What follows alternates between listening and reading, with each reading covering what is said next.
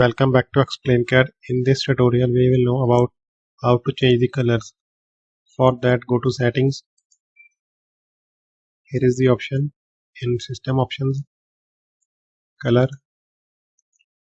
You can select background color from here, light, medium, dark. I select medium. From here you can change the highlights. I select blue highlight. Select OK. From here change the color. I select this color. Select OK. Again select OK. Now this color is changed. Picture tree and these ribbons.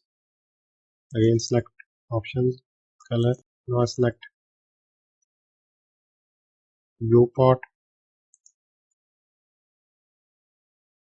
edit option, and here I select this color. Select OK. Again select OK. Now see here in viewport this color is appear. You can also set any picture at this viewport. For that I select options, color, and here I select image file. Browse the location of the file.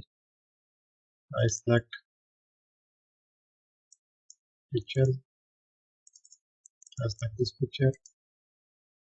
Select OK. Now see here this picture is set at viewport display background. Thank you so much for watching. Please subscribe Explain CAD.